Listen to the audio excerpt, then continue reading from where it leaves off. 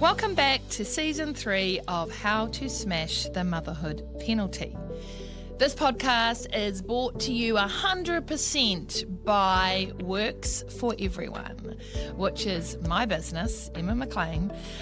We are a professional development company that partners with New Zealand corporates to help them retain and grow their working parent talent. And we are so delighted to do that through leadership programs, executive coaching, and systemic change initiatives like this podcast and the New Zealand Part-Time Power List. So welcome aboard and thank you for listening. I have been loving talking to all the listeners who have reached out about how much they enjoyed Season 2, Making Space for Dads.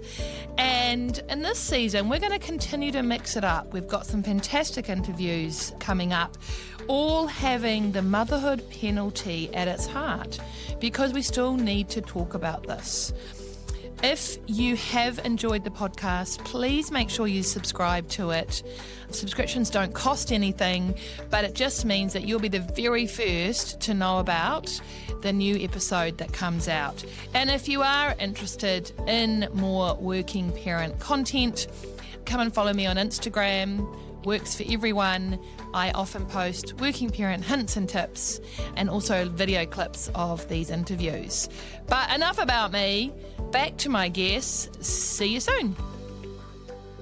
Hello, this is your host, Emma. And before we start this week's podcast, I have a little announcement. Starting next week, I'm introducing a brand new podcast that's going to sit nestled under How to Smash the Motherhood Penalty. It's called It's Good to Talk. I'm going to be talking to working parents about the conversations that have mattered to them around why it's good to talk and who we need to talk to, whether that's ourselves, our partner, our employer, or our family. So stay tuned. It's launching this time next week, so next Thursday. It'll show up in your How to Smash the Motherhood Penalty feed. So make sure you have followed me or liked or subscribed and let me know what you think. But back to this week's episode now.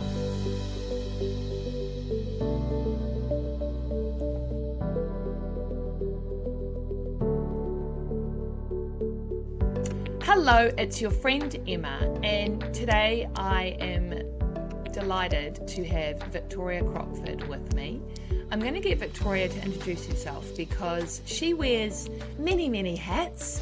I've actually only met Victoria once, and it was at an event she did for International Women's Day up in Auckland this year.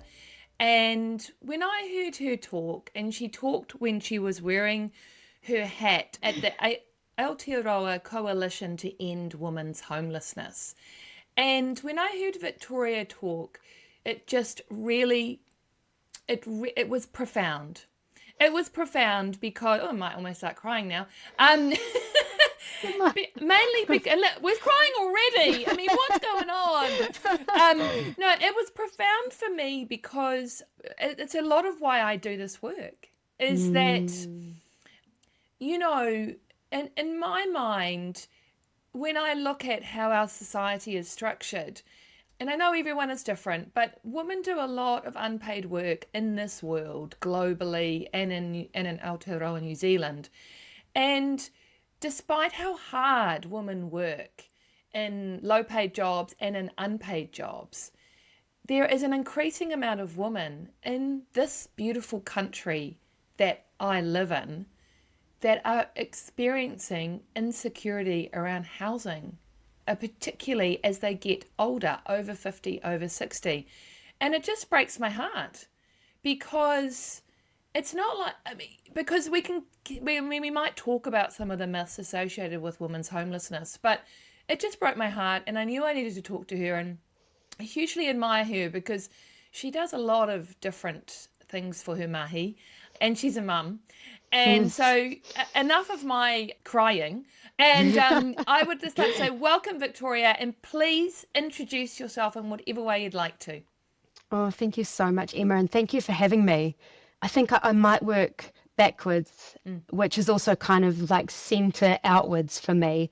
with my kids. I say that because I think about all the different things that I've done since my daughter was born 10 years ago, and so much has been driven by either the necessity of having small children or the necessity of wanting to be proud of the legacy that you leave for them, to inherit. So they've been at the centre of so much. And I have kind of never not had kids while I've been working. I had kids quite young, not super young, but young by probably my generation standards at 26. So they have been at the centre of really everything that's happened in the last decade for me. So I am a mum to Eloise and Cormac, who are delightful and challenging and all the things that kids, especially preteen kids, are. My daughter is coming up 11. And I live down in Tahuna in Queenstown, which is where my husband was fortunate enough to grow up. So he's a farm kid from Aotearoa, and our kids are getting to have a bit of that life, which is really amazing. I grew up in Hastings on the east coast of the North Island. It's a very different context from down here. And professionally, as you said, I am the project director of the Coalition to End Women's Homelessness. I am really excited as of today, just for everyone on the podcast. I'm being joined in that work by Dr. Kathy Irwin as our kaihotu, as our tangata whenua co-lead. So that's very, very important and exciting step for us. And I'm sure we can get more into the reasons why we would be doing that throughout this podcast.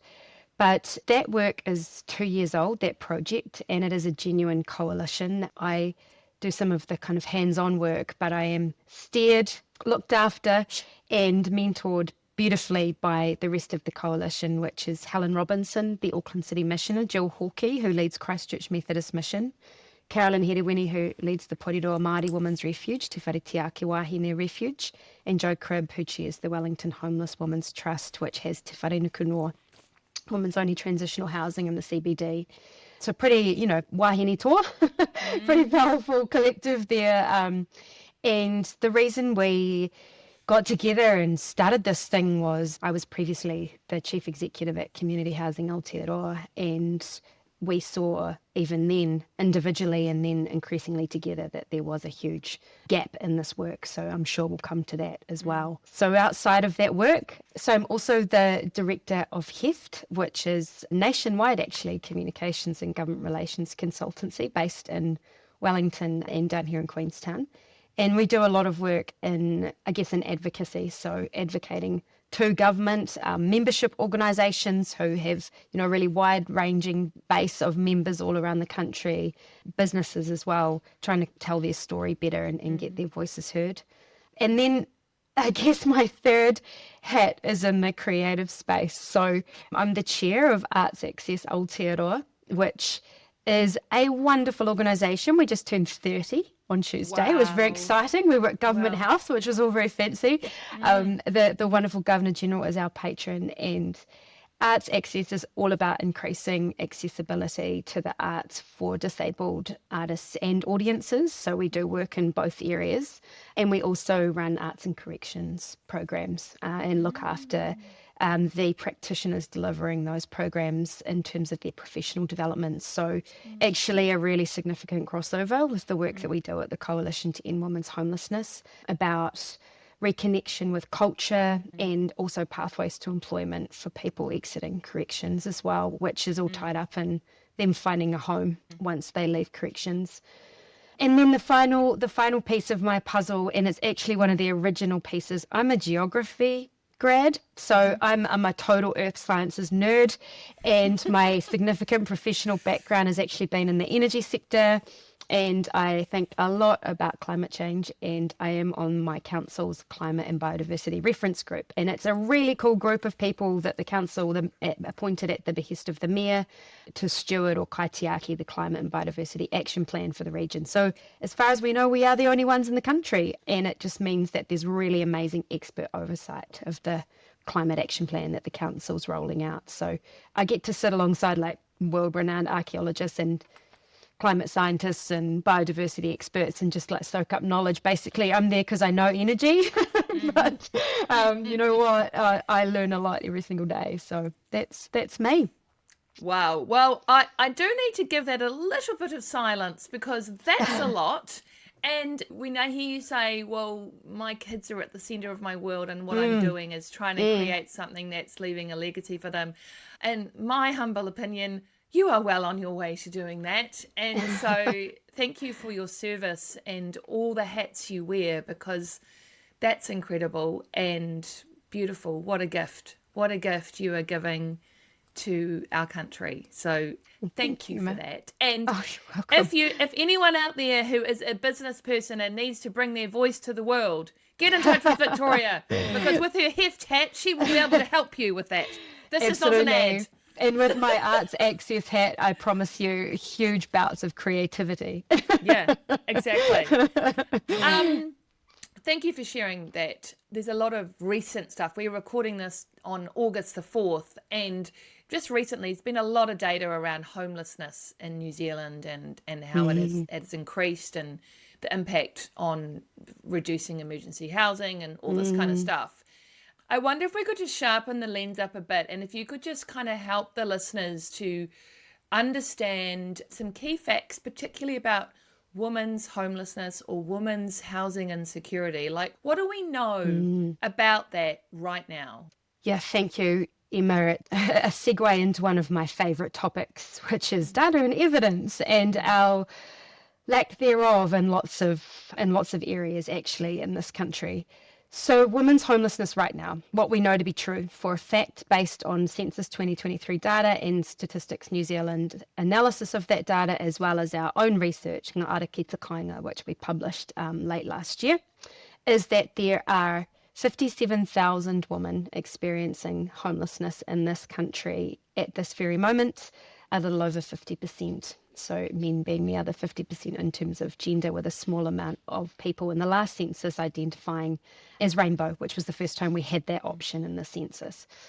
Those women, and so homelessness by definition, in this definition, so the Statistics New Zealand definition in the census and the definition that we work to includes living without shelter, living in temporary accommodation, so couch surfing in someone's garage, in emergency housing, and being at an organisation like Women's Refuge, so transitional housing or emergency housing related to family violence. And for our women, they are mostly, I missed a category. Uninhabitable housing is included in that too. So that's really, really critical because for our women, they are mostly in temporary accommodation, couch surfing, in someone's garage, and in uninhabitable housing. So that means they are largely hidden because for the most part, when we think and see homelessness, we often think of that person sleeping rough on the street. And that is more likely to be a man because women will do everything they can to avoid sleeping rough on the streets because it is more unsafe for them than it is men due to issues like sexual violence and actually the way the public will treat a woman versus how they may or may not treat a man. And I can give you an example of that a bit later. That's kind of where women are and the really big numbers. This is concentrated largely in Auckland, but we are seeing a rise in homelessness in all other urban areas and also specific concentrations in particular rural areas like Tairāwhiti for women and the West Coast for older women because of the uninhabitable housing stock there. We also see Māori women significantly overrepresented in this group. So at least 1 in 3 of those women will be wahine Māori. Most of those women are between the ages of 18 and 30, and most of those will have 3 or more children that they either have with them or that they want back if they don't have them with them. But we are also seeing a significant increase in the prevalence of older women. So women over 55 are both being anecdotally reported as on the rise, seeking housing supports, but are also now showing up more and more in the statistics as well. So we're starting to see that trend show up in the statistics. And significantly, we are seeing those older women in their cars and staying with friends, so going from house to house to house. That's how homelessness is showing up for them. So look, headline, got more women than men in terms of the big numbers, more women avoiding the streets by staying hidden away, couch surfing, potentially, swapping sex for a roof, other unsafe behaviours or staying in violent relationships. We've got more women with kids, quite young with kids, and we've also got an increase in older women. So that's the big picture as it stands right now in Aotearoa New Zealand. And underneath all of that, I would say, is this fact that 1 in 3 of all of those women are wahine Māori. What makes this really hard is they are hidden. I remember thinking when I heard you spoke that a lot of people would, when they think about homelessness, they might have these thoughts of like, oh, well, they haven't made the right choices in life. And what's your view on that kind of thing around, like, have people chosen this, or what? Yeah. What is that? It's hard, isn't it? Because it's so hard for those of us with a secure home. But so both a house, a structure, and a home, a place we feel safe in, to imagine. But actually, so many of us are precarious right now. So when we think about pathways, one of the biggest pathways into what we call chronic homelessness in the jargon, which is like you are sleeping rough or without shelter or in emergency accommodation or on someone's couch for over 2 or more years. So many of the pathways to those experiences of homelessness that might also include drug and alcohol addiction are through things like state care. So I guess my question is, there are very few children who choose to go into state care, but it's a significant pathway into homelessness. So right from get-go, their options have been limited. Same for some of those kids that are growing up, having to move from house to house to house to house, whether that be emergency housing, transitional housing, or simply being moved on from their rental over and over and over.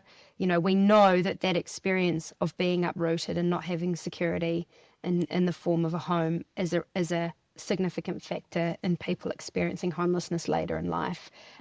We do often say to people, kids don't sleep in cars, their mums do. So that's why we're focusing on how we support their mums. So you do have to go right back, I think, to, the experience of home from when a lot of these people in that chronic homelessness category, and this is a housing sector term, but people who are, really struggle to stay in a home or in a house, even when it's offered to them, they've never had a positive experience of what it's like to live in a house. A house has always been a place of trauma for them, actually, for a lot of them. So when people say, oh, it's a choice for the people that you might see sleeping rough, well, they've been, there's houses available, they could go into them. For some of these people, it takes months of work with social workers and support workers to make them feel safe, even sleeping in a room, because of the bad experiences they've had of what home means over pretty much the whole course of their lives. So I think that's really, really important to bear in mind, that those who are have the most complex support needs will have had, basically trauma upon trauma upon trauma, a lot of which revolves around a really, really bad experience of home when they were young, whether that's through uprootedness or whether that's through abuse. But then there's a whole bunch of people that are in the precariat, is what I would call it, and actually it includes you and I as we age as well. So that looks like people who are one accident, divorce, business failure, job loss away from not being able to make rent. And that is an increasing number of people in this country. And when we factor in the gender pay gap over the course of a woman's life, it is an increasing number of older women who are coming into retirement financially insecure, who are, one divorce or one widowhood away from losing their home, whether that be their owned home or their rental. So we are hearing stories up and down the country, and actually stories that come into our inbox now directly, not just kind of through the providers around the country, the housing providers, of women who just simply got priced out of the rental market. There's no 1-bedroom or 2-bedroom homes available in the area that they live.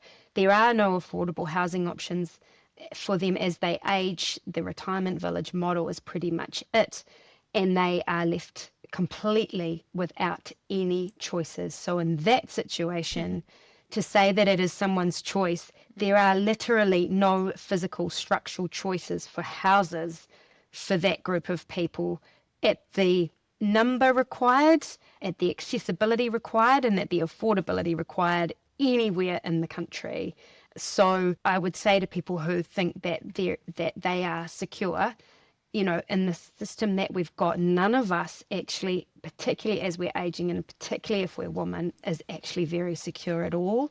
And for those experiencing that severe, complex experience of homelessness, those people too have been let down for a very long time. So, yep, they might not choose to go into a home offered to them, but if your entire experience of home had been awful and traumatic, maybe it would be your preference to not have to sleep in a house as well. So those are actually few and far in between, but there are people who are, would prefer to sleep outside, actually. But I would ask the question, why? Why would you? That's the question we need to ask ourselves. And the why is always the answer. Yeah. Yeah, it's, thank you for that amazingly articulate and knowledgeable answer to that. And there's two things for me. Number one, this is complicated. This is complicated, right? Like, this is complicated. This is not simple. This is not like, well, just get them build a a house and they shall come. Yeah. And I think that like a lot of our society's challenges, where the solutions aren't simple. The solutions they look simple, but they're not. And one of the ways we can get to the solution is become curious about others' lived experiences. And that applies for everything. Any challenge you have with anything is this curiosity thing. So I want to say that first. Secondly, when you talk about this, and I can't say the word, and I wouldn't even really be able to spell it, but the precariat. The precariat. Yes, that's a word I'm not spelling or hardly even saying that. But when you describe that to me, and almost you used your hands, and actually I'm using my hands, it's this big bubble that's coming, that's kind of a bit further up, right? And again, I remember at your talk, you said that, everyone in this room will know someone who is in this bubble, basically. And, the room that you were speaking to was a room of, we were having a lovely time in a central Auckland office with free sandwiches and cups of tea. That's right. Yeah. And I thought, and I walked away from that, and I know two people like that. Then you forced me to say that. I was like, okay, that they are one life event away. They're over 50, some of them are over 60, from actually not having rent or not having housing. So this is not, poor other people. This is coming into us, isn't it? That's right. And I understand people's impetus or want to other, because it's really scary. A home and your experience of it is the absolute foundation of your life. And that is why my why for this work. I truly believe that, and it's been transformational in terms of the history of my family and our experiences, a state house actually. So I get that you would want to avoid thinking about the fact that you could share something in common with someone who is sleeping rough, when people kind of see someone sleeping rough, or indeed, thinking about going down the path of swapping sex for a roof. All of those sorts of options that people actually, those are the limited options that they have. And it's really hard to put yourself in those shoes, because that's a horrible place to be, especially if your experience of home is quite safe and pleasant and loving and, has been really critical to your well-being in your life. So we don't like to think of ourselves as being in a position of having to make those types of choices. It's easy to put those people in the other box. But of course, what people will be able to hook into and understand is the sense of vulnerability around rising rents, rising costs, hard to find a home if you are in the position to buy one. Where do they come from? What state is it in? What is our kind of successive building codes left the state of the house in? All of those things I think people can connect with. That sense at some point in your life of vulnerability around, oh, things are a bit tight, or that I don't have very many options here. I'm just going to have to make the best choice of a bad bunch. And I just encourage people to think about that experience and that feeling and magnify that to help them understand other people's experiences. Yeah, so it's really getting curious. It's really trying to stand in their shoes. It's having empathy and to try to not judge, right? Like judgment is easy and one of my favorite quotes is from Salena Godin, who is a Jamaican Irish poet, and she says pessimism is for lightweights. And, I like that. Yeah. And I think, it's almost like what she says is pessimism is for the privileged, right? Like it's easy to be pessimistic when you got nothing to lose. And we've got to hope for different outcomes. So I just thank you for shining a light on all of that. Bringing up the motherhood penalty. And the way that I define the motherhood penalty is that it's a penalty, it's a financial penalty primarily, that only mothers face because they face into very unique barriers that fathers don't always face into. And what I was wondering about was I wanted to play back my idea of how the motherhood penalty and women's homelessness might be linked. And I wanted to get your thoughts on it. So for me, when I think about the motherhood penalty, I feel like housing insecurity can almost be another outcome of the motherhood penalty, right? Because I again, if I think about those two people that are in my broader circle, they have both not been in paid work for several years, say 10 years. Yes. Now, when they need, and some of them have gone back to work, but it's very hard to go back after 10 years. Yeah. And therefore, you can't earn, the amount of money you're able to earn gives you way less options for housing.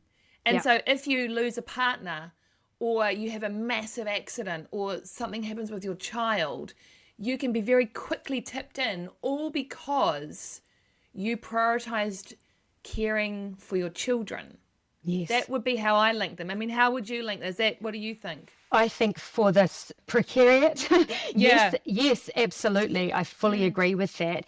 And to that is for those women who are, looking after kids in a low paid or unwaged situation, who are receiving the sole parent benefit.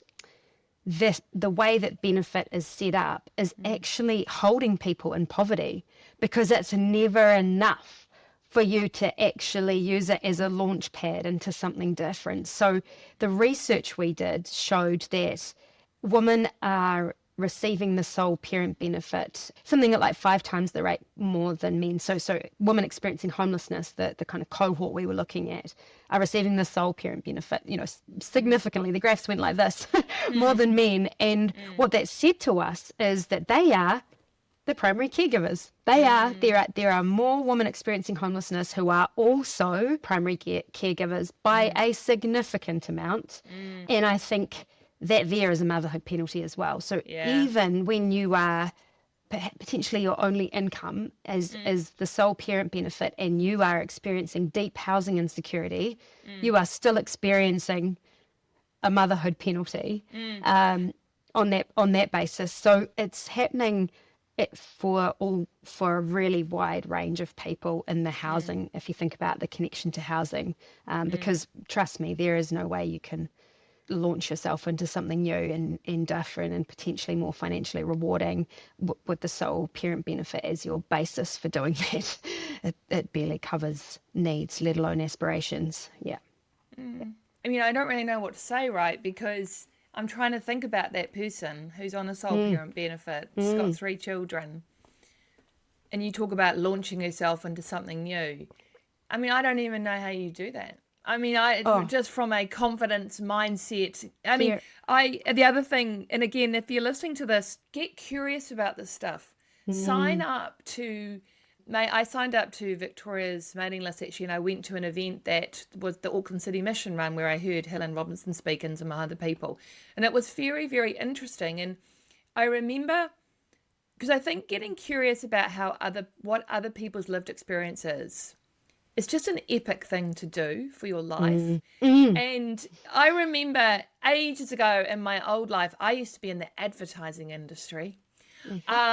We actually had the Auckland City Missioner come along to talk to us. Yes.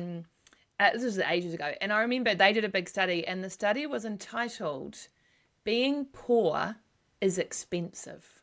And it's really stuck with me because this whole I'll just get a house or just get a job or whatever.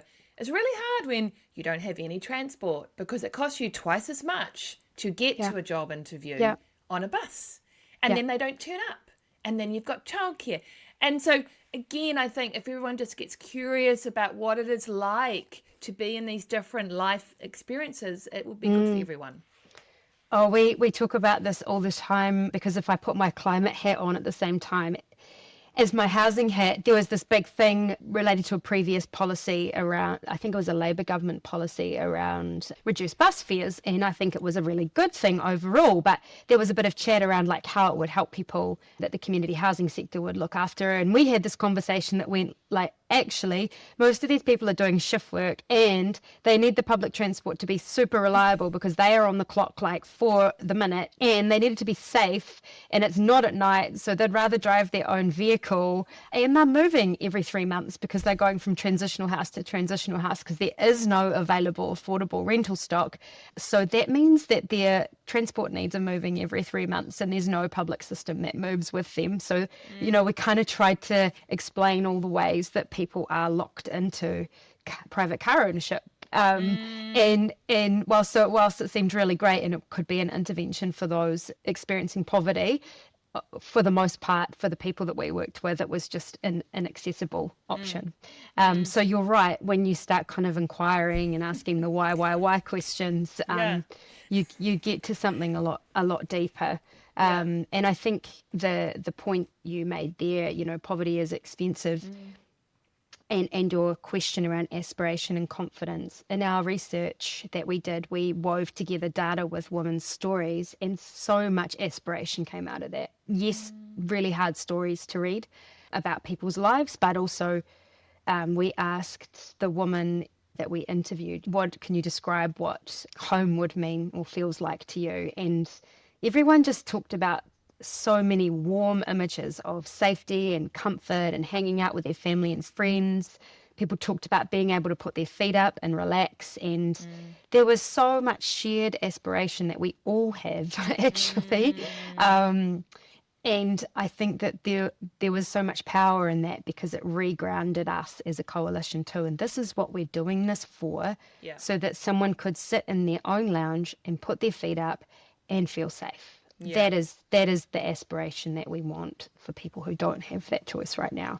It was a really meaningful question, and I think it did show there is so much ingenuity and aspiration and creativity in that group of women. And it floored me actually. Beautiful, amazing, beautiful.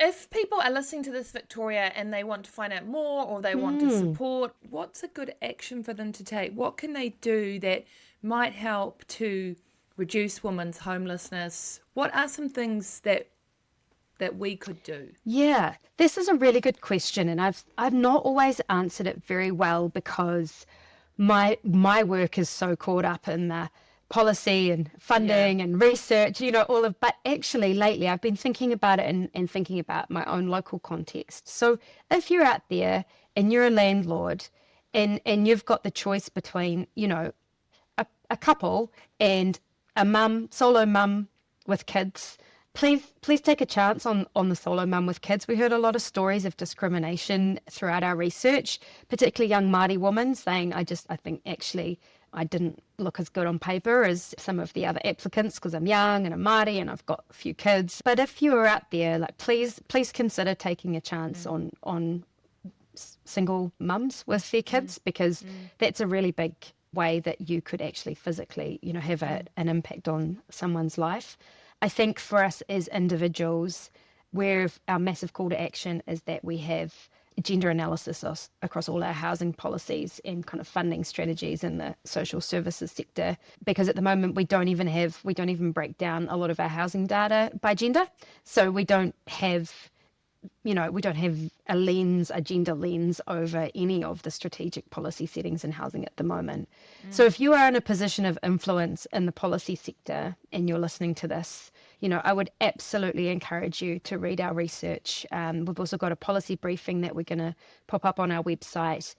See the logic in it, because there is a lot of data and evidence and logic that we've applied, and encourage your peers in the policy sector to consider gender analysis when they're creating, designing those policies, particularly those that most impact women in this space. So if you're at MSD, if you're at MHUD, Kāinga Ora, Ministry for Women, Treasury, Social Investment Agency, all of those that can most impact this work. I think thirdly, really critically, is if in your local community, if your council is doing work on housing, like for example, Dunedin City Council's doing a really great piece of long-term work on understanding more about the housing needs in the city, including homelessness. Encourage them to be thinking about gender and about women's experiences, particularly those younger women with kids and those older women. Please encourage them to run that lens over the work that they're doing, especially if they're looking at doing their own housing projects, and think about designing in gender to the physical houses and how we might be able to do that. Oh, amazing. I love those three really practical ideas from a landlord perspective, from a policy perspective, and from a council perspective. And just get involved. Go along to public meetings. Ask annoying questions. Yeah. Right? Yeah. I call myself friendly annoying. Yeah, friendly annoying. Yeah. Yeah, I really like that. Do sign up to our newsletter. It's on our website. I'll put the link in our show notes for that as well. Because that's coming out now we have the work that we're doing, but also it's coming out with practical insights from around the country and overseas as well. And there's something to interest everyone, I think, if you're coming at this from the design perspective, the policy perspective, the research perspective, or the interested citizenship perspective. We're trying to make sure there's things of interest to everyone to see how you might be able to participate.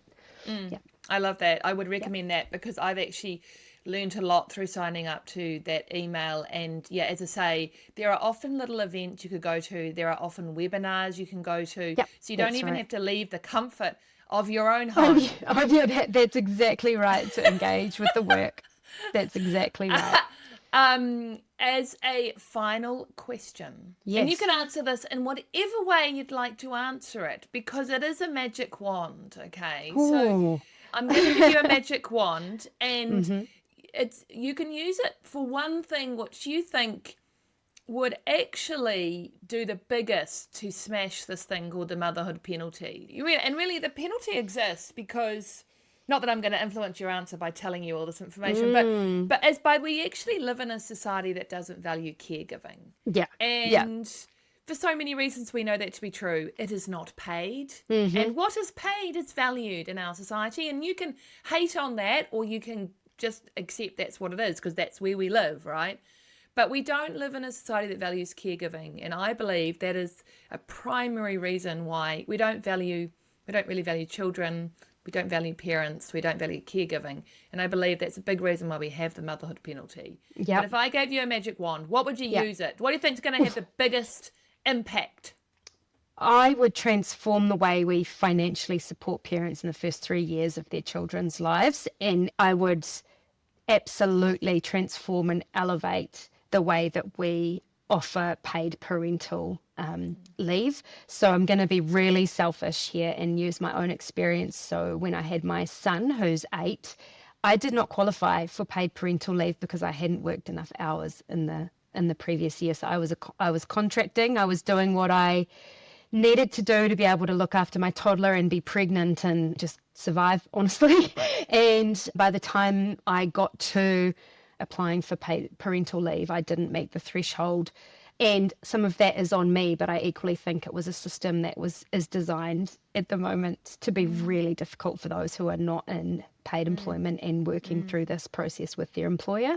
So in that regard, sole traders and contractors absolutely get double penalised. And if I'd known that I had security for the first couple of years, 3 years of each of my kids' lives, a basic income that I could rely on, it would have absolutely transformed my life and theirs, particularly after the birth of my son in that time. But I know it would be absolutely transformative for others as well. And it should not be tagged, I don't think, necessarily to the income that you've been earning, because I think of all of those mothers who are on the sole parent benefit and potentially in a low wage job.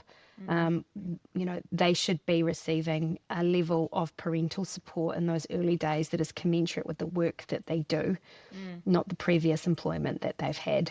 And I would absolutely love to see that transformed. Yeah. I love that. Yeah.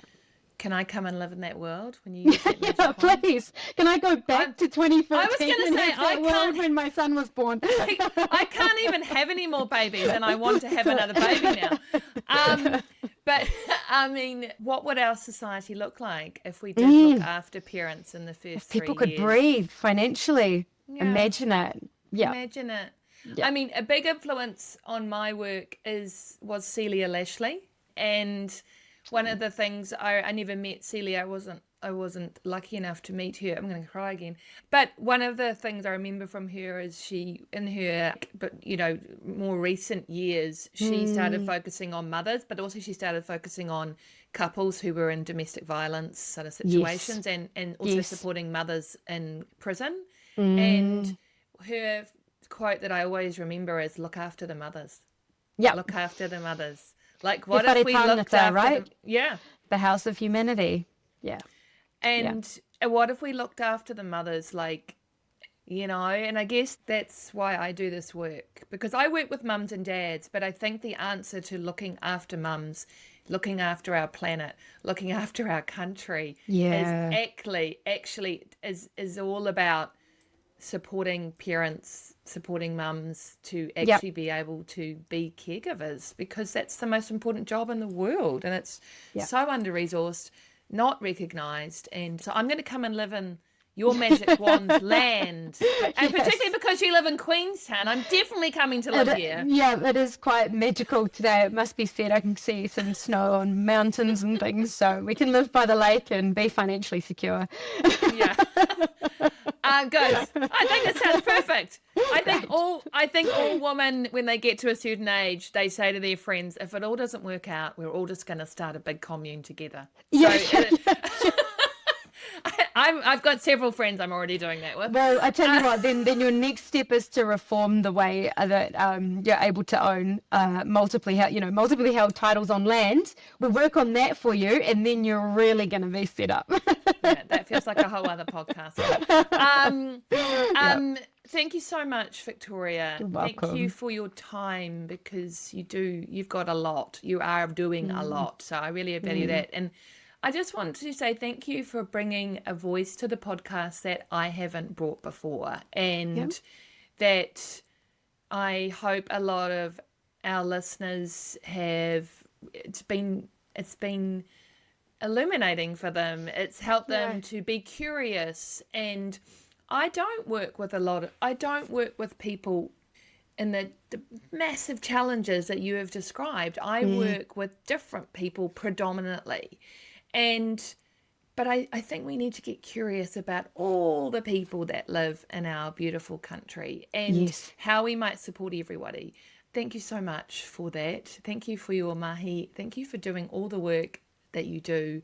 And I really encourage everyone to get involved, to get curious, just to learn, educate yourself on stuff, because sometimes it's not as it is presented.